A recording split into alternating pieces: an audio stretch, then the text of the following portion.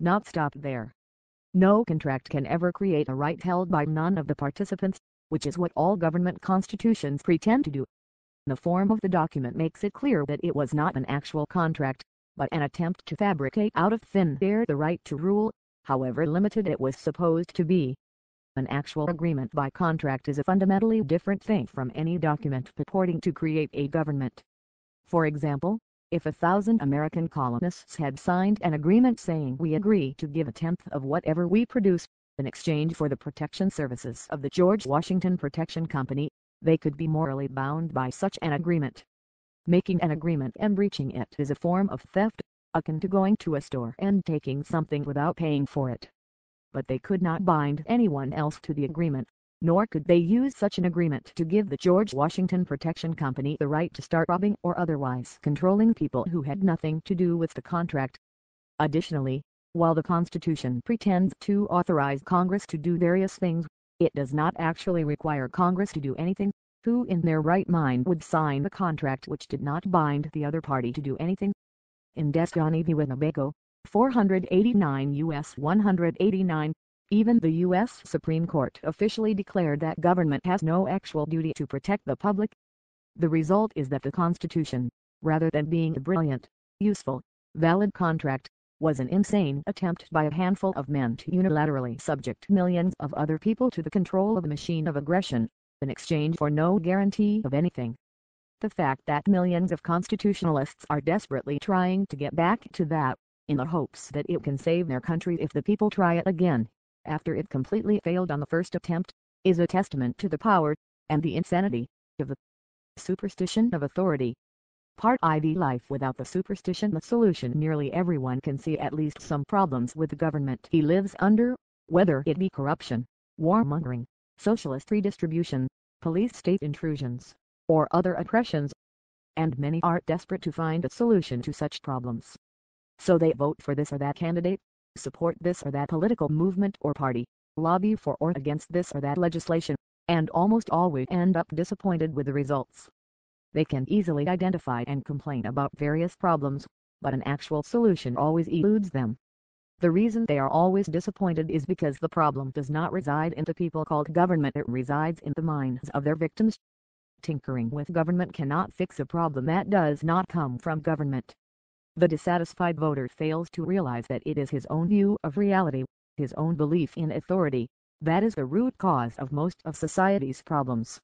He believes that a ruling class is a natural, necessary, beneficial part of human society, and so all of his efforts focus on bickering over who should be in charge, and on what the power of government should be used for. When he thinks of solutions, he thinks inside the box of statism. As a result, he is powerless from the beginning. Begging masters to be nice, or asking for a new master, never leads to freedom. Instead, such behaviors are clear indicators that the person is not even free inside his own mind. And a man whose mind is not free will never be free in body. People are so accustomed to engaging in the cult rituals collectively referred to as politics, voting, lobbying, petitioning, campaigning, etc. that any suggestion they not bother participating in such pointless and impotent endeavors amounts, their eyes, to suggesting that they do nothing. Because they viewed voting, whining and begging as the entire spectrum of possibilities open to them when it comes to government, they are unable to even comprehend anything that might actually accomplish freedom. So when a voluntarist or anarchist explains both the problem and the way out of it, but without presenting the new candidate to vote for, a new political party to support, or some new movement or campaign to get behind, in other words, without proposing anything that coincides with the superstition of government and authority, mercenaries of the state could be deprogrammed out of their delusion so as to avoid the necessity of having to scare, hurt or even kill them to stop them from committing evil. Author's personal note: the nicest thing you can do for anyone who has been duped into acting as a pawn of the oppression machine called government is to do whatever you can to persuade him to rethink his loyalty to the myth of authority.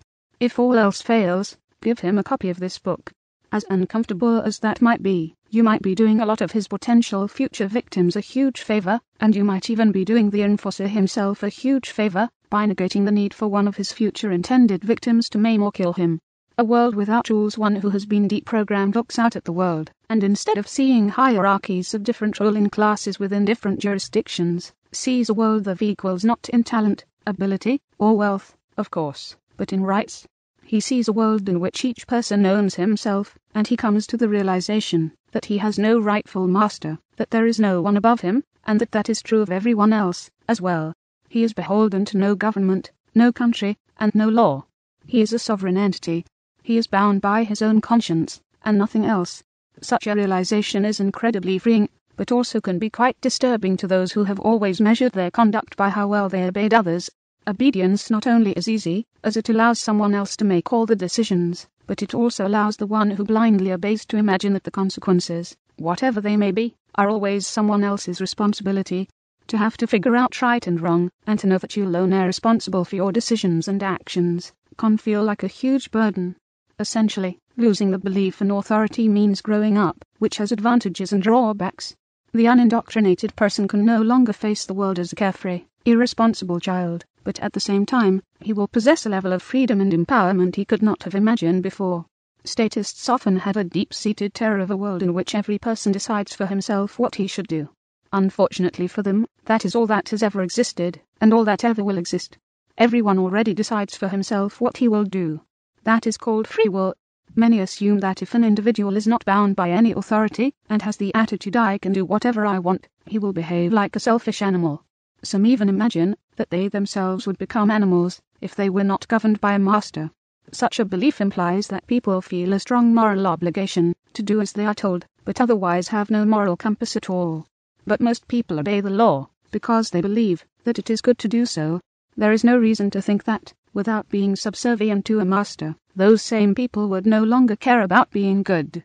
Yet many still imagine human beings to be stupid savages, kept in check only by controllers. So they expect that, if unrestrained by a belief in authority, most people would become like unchained animals. Those who have given up the authority delusion know better. There are, of course, consequences to actions, with or without authority. Aside from moral issues, most people usually choose to behave in ways that do not incur the wrath of others. Even if no one believed in right and wrong, being a habitual thief or murderer would be dangerous, and finding ways to peacefully coexist benefits the individual and the group. But aside from that, most people try to be good. In fact, that is why they obey the law. Because they were taught that doing so is good. The problem is not that people do not want to be good. It is that their judgment of what is good and what is bad is horribly twisted and perverted by the belief in authority. They are taught that funding and obeying a gang of thugs is a virtue, and resisting is a sin. They are taught that asking those thugs to rob and control their neighbors, via legislation, is perfectly moral and legitimate. In short, when it comes to authority, they are taught that good is evil, and that evil is good. Initiating violence via the law is seen as good, and resisting such assaults, breaking the law, is seen as bad. Without the myth of authority, people would still have disagreements, and some would still be malicious or negligent, and would still do stupid or hostile things. The main difference in how human beings would interact without the authority superstition is quite simple. If someone did not feel justified in doing something himself, he would not feel justified in asking someone else to do it, nor would he feel justified doing it himself on someone else's behalf. The concept is so simple, almost to the point of sounding trivial, but would lead to a huge change in human behavior. To wit, if someone would not feel justified in paying for his children's education by forcibly robbing his neighbors, he also would not feel justified in voting for local government to impose a property tax to pay for public schools. And if someone would not feel justified in stealing his neighbor's property to fund a school, he still would not feel justified in doing so, even if he was given a badge and told to do so in the name of the law. As another example, if someone would not feel justified in kicking down someone's door and dragging him away and putting him in a cage for years for having possessed a plant with mind-altering properties, then he would not feel justified in supporting anti-drug laws either. Nor would he suddenly feel justified in engaging in such trespassing, assault and kidnapping, just because some authority gave him a badge and told him to do so in the name of some law. As yet another example, if someone would not feel justified using violence to keep a complete stranger from setting foot anywhere in an entire country, then he would still not feel justified in doing so if someone gave him a Nelly badge, nor would he feel justified in supporting immigration laws which instruct others to do so. In a society without the myth of authority there would still be thieves, murderers, and other aggressors. The difference is that all of the people who view theft and murder as immoral would not advocate and condone legal theft and murder, which every statist now does. Again, to advocate any law is to advocate the use of whatever level of authoritarian force is required, up to and including deadly force, to achieve compliance. And the people who perceived theft and murder as immoral would not commit such acts simply because some more authority or law told them to. How much of what police do on a daily basis would they do on their own, without a law or a government telling them to? Very little. How much of what soldiers routinely do would they do on their own, without an authoritarian military leader telling them to? Very little. How much of what tax collectors do now would they do on their own, without any government telling them to? None of it. Everything good that the people who are called law enforcers now do, i.e., trying to stop genuinely hostile, destructive people from harming innocents, they could continue to do without the myth of authority, and they could do so out of the kindness of their hearts, or as a paid career, in the likely event that other people would want $0 voluntarily pay them for doing so. At same time, everything bad that law enforcers and soldiers now do, e.g., terrorizing or shooting people they know nothing about, aggressing against those who commit victimless crimes, detaining, interrogating, and assaulting complete strangers, most of them would stop doing. How many people were assaulted, tortured and murdered by the population of Germany as a whole, or the population of Russia as a whole, or the population of China as a whole, before the respective governments of those countries, under the regimes of Hitler, Stalin, and Mao, enacted laws pretending to legitimize such atrocities? Almost none. And how many atrocities were committed after raw authority issued commands directing people to commit them? The numbers are staggering. Tens of millions murdered, hundreds of millions assaulted, oppressed, or tortured. Obviously, the people of those countries, and just about every other country, were far less inclined to commit acts of aggression on their own than they were to commit acts of aggression when commanded to do so by an imagined authority. Ironically, when faced with the concept of a purely voluntary society, in which every service, even defense and protection, is funded by willing customers instead of by coercive taxation, many statists predict that private security firms would evolve into new abusive oppressive governments, or that competing security companies would end up being engaged in perpetual violent conflicts with each other. Such predictions fail to recognize that most people do not want to attack and rob their neighbors, and do not want to be attacked and robbed themselves, and it is only through the belief in authority that the majority ever feels okay about advocating robbery via taxation, or ever feels obligated to go along with being attacked and rob themselves via obeying the law. Without the notion that government has rights that individuals do not, no malicious, aggressive private security firm would ever have popular support. If they were seen merely as private employees of average people, no one involved, neither the customers nor their hired protectors, would imagine the employees to have any right to steal, harass, terrorize, or do anything that anyone else does not have the right to do. To look at it another way, and to make it more personal, imagine living in a world where none of your neighbors felt justified in advocating that you be taxed to fund things which you object to. Imagine if every cause, every plan, every program, every idea, every proposed solution to all sorts of problems was something you could either voluntarily support or not. Imagine living in a world where none of your neighbors felt that they had the right to forcibly impose their ideas, choices and lifestyles upon you. They would feel justified, as they do already, in using force to stop you if you decided to attack them or rob them, but very few would feel good about committing any sort of aggression against you. Contrary to what most people assume, this is exactly what a world without rules would look like. Each person would be guided by his own conscience, which could be thought of as self-imposed rules or self-government, and even though some people acting on their own would still make stupid or malicious choices and commit acts of aggression, no longer would anyone imagine that calling something a law or a rule can make an inherently unjustified act into something good. And if you were to resist such an act of aggression, your neighbors would praise you for doing so, instead of condemning you as a criminal, which nearly all of them would today if you resisted an act of aggression which happened to be legal. Thinking differently, talking differently, many of the terms people use and the discussions they have on a daily basis are based upon the assumption that authority can exist. By constantly hearing and repeating the superstition-based dogma, nearly everyone unwittingly reinforces the myth in their own minds and in the minds of those they talk to. Authoritarian propaganda is so ubiquitous that it does not feel to the masses like a message at all. It just feels like talking about what is.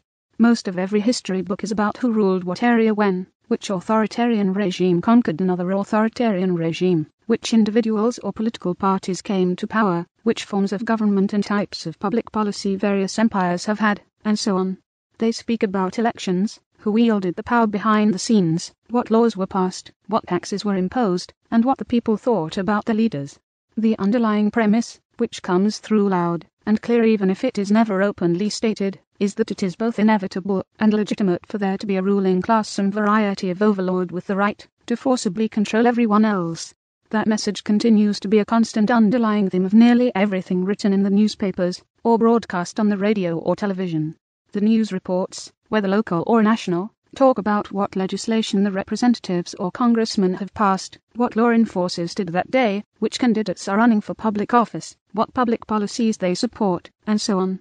The way every bit of it is reported is heavily tainted by the superstition of authority.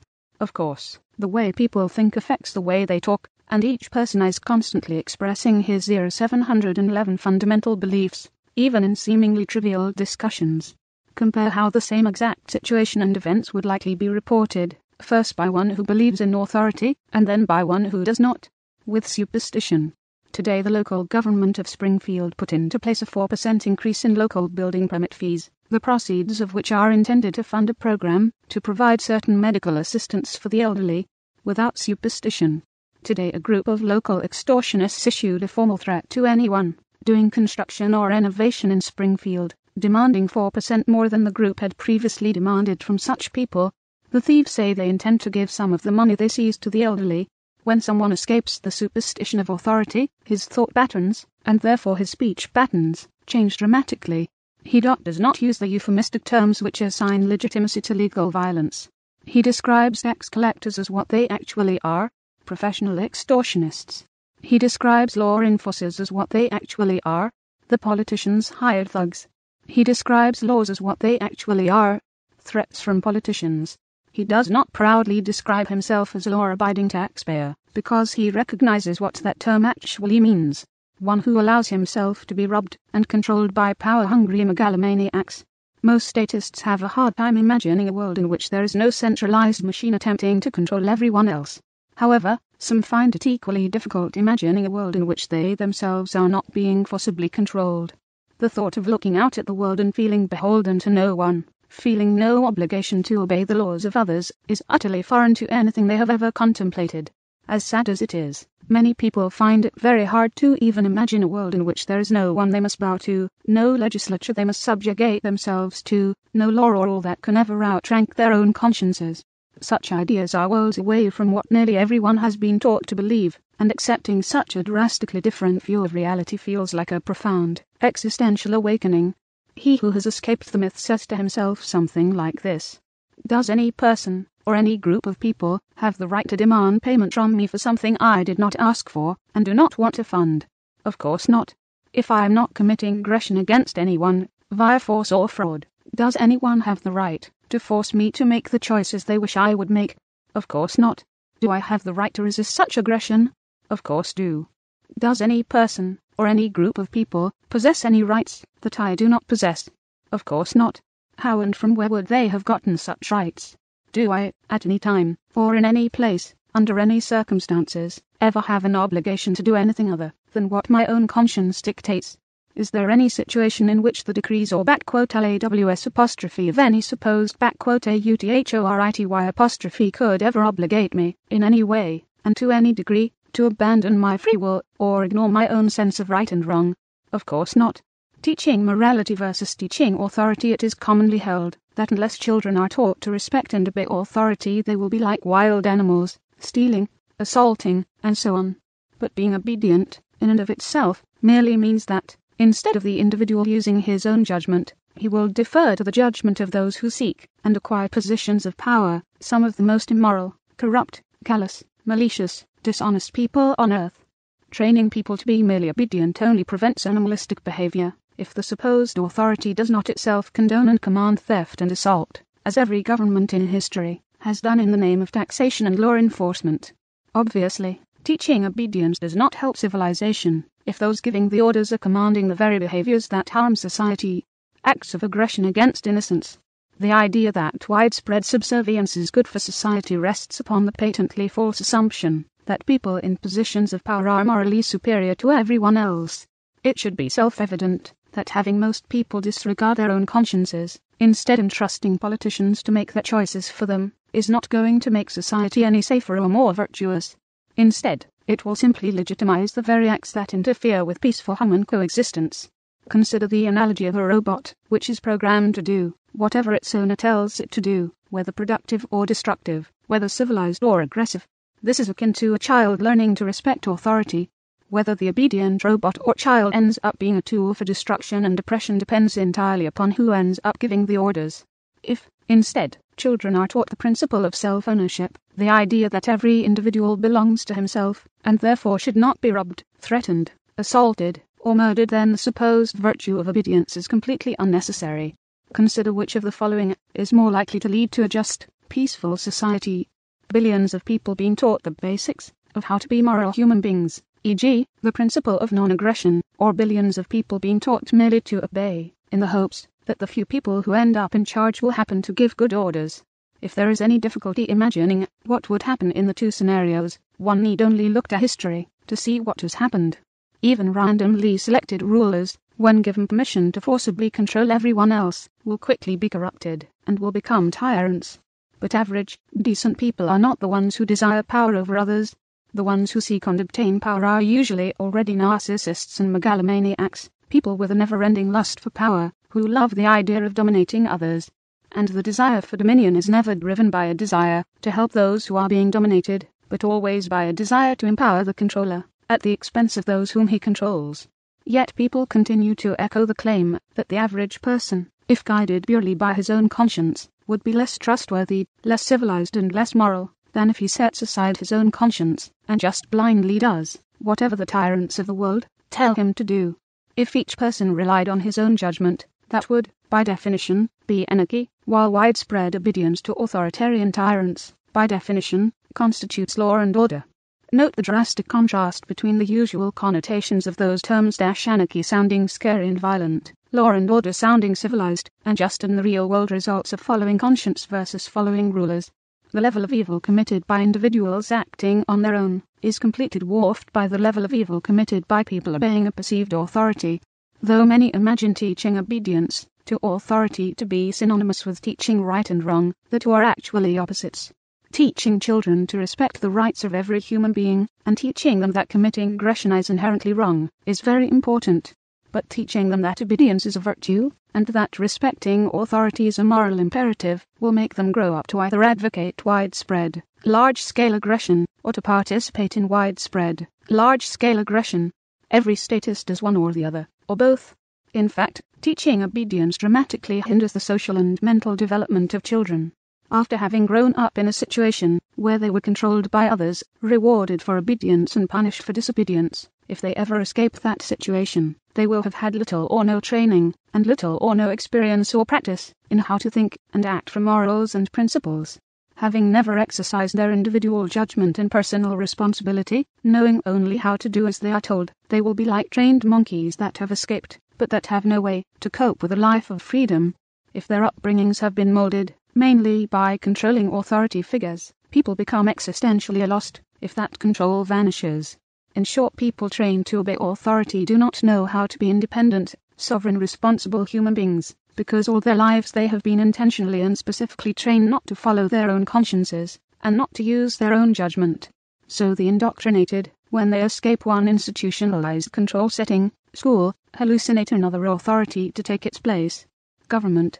The escaped monkeys simply build a new cage, and eagerly jump into it, because that is all they know, and all they have ever known. In a world without the authority myth, on the other hand, children could be taught to be moral instead of merely obedient. They could be taught to respect people, instead of respecting the inhuman, violent monster called government. They could be taught that it is up to them, not only to do the right thing, but to figure out what the right thing is. As a result, they could grow up to be responsible, thinking, useful adults, members of a peaceful and productive community, instead of growing up to be little more than cattle on the farms of tyrants. No master plan if tomorrow, by some miracle, everyone in the world let go of the belief in authority, the vast majority of theft, assault, and murder in society would immediately cease. All wars would end, all robbery in the name of taxation would stop, all oppression carried out in the name of law would cease. The people as a whole, including the perpetrators, victims, and spectators of oppression, would no longer view such acts of aggression as legitimate. But there would be another, less immediate change as well. The belief in authority is, in essence, a psychological cage.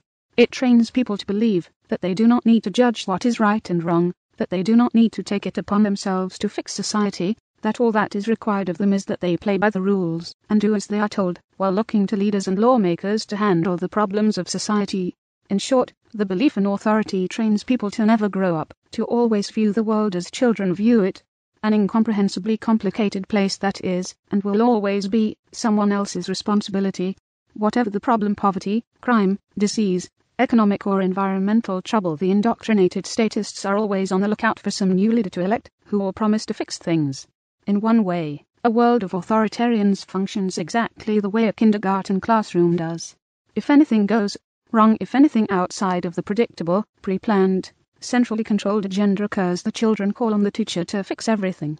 The entire authoritarian environment of a classroom teaches the children that they are never in charge. It is never up to them to decide what to do. In fact, they are strongly discouraged from ever thinking or acting on their own. After all, if they were allowed to think and make their own decisions, the first decision most of them would make would be to walk out of the classroom. Likewise, adult authoritarians are constantly told that one should not take the law into his own hands. The people are trained to call the authorities whenever there is a conflict or other problem, and then meekly do whatever the government enforcers tell them to do. If there is any dispute between people, the people are told that they should always run to the masters, whether by calling the police or by going to authoritarian courts to settle disagreements. When discussing societal challenges, the well-trained subjects of the state talk in terms such as they should pass a law, or they should make a government program. They view their lives as part of a giant, centralized, master plan. So it logically follows that, if they want their lives improved, the solution is to petition the planners to change the plan. This view is so ingrained in the masses that many people literally cannot comprehend the idea of individuals living their lives without being part of anyone else's master plan. This is demonstrated by the common response authoritarians have to the idea of a society without rulers. Almost without exception, a statist who ponders a stateless society will begin by asking how things will work without a ruling class. He does not ask this simply because he is curious about how roads, defense, trade, dispute resolution, and other things might function without government. He asks this because he has always been trained to view human existence inside the framework of some centralized, forcibly imposed master plan, and is literally incapable of thinking outside of that paradigm. And so he will ask how things will work under anarchy, and will refer to it as a system, imagining it as a new type of master plan to be inflicted upon the masses, when, of course, it is the exact opposite. A complete lack of a centralized, forcibly imposed plan. But an overall plan for humanity is all that the statist has ever considered, and often it is all that he can comprehend. The idea that no one will be in charge, that no one will be making the rules for everyone else, that no one will be planning or managing mankind as a whole, and that no one will be telling the statist what to do, is simply something most authoritarians have never even imagined. The concept is so unfamiliar that they do not even know how to process it, so they desperately try to fit the idea of anarchy, a stateless society, into the mold of a master plan. Such contradictory thinking is only reinforced by those who wear the label of an archer-communist. The term implies that there would be no ruling class, and that society would be organized into a collectivist system. Of course, if some group claims the right to forcibly impose such a system on everyone else, that is authoritarianism, and so the anarcho-part of the term would not apply.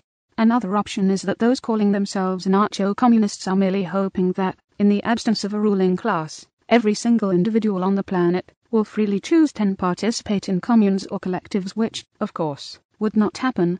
As a final possibility, perhaps the anarcho-communists would, for themselves, choose to be part of a commune, but would allow others to choose different arrangements. In the end, the term anarcho-communist makes little sense, and is actually a symptom of authoritarianism. Even when advocating a stateless society, some people automatically imagine that there must be some overarching system or plan, some grand scheme, some form of societal management which must be imposed upon mankind as a whole. The truth is, with or without the myth of authority, no one can guarantee justice or prosperity, or predict everything that might occur, or know every problem that might arise, or how to solve them all. The difference is that those who believe in authority continue to pretend, despite constant overwhelming evidence to the contrary, that an authoritarian system of control can guarantee safety, security, prosperity, fairness, and justice. Meanwhile, those who have given up the most dangerous superstition no longer pretend that it is possible to control everything and everyone via any system. Bizarrely, despite the nearly incomprehensible degree of economic disaster, human suffering, and mass oppression which the belief in government has repeatedly caused, proponents of authoritarianism still insist that those who oppose statism must be able to describe in minute detail exactly how everything in society would work in the absence of government, so that nothing bad could possibly happen. And if they cannot, as of course no one can, the statist then proclaims that as proof that anarchy will never work. Rather than being a rational conclusion, such an idea is the symptom of deep-seated mental dependency and fear of the unknown. Statists want the promise that some all-knowing, all-powerful entity will take care of them, and protect them from all possible misfortune, and from all of the bad people in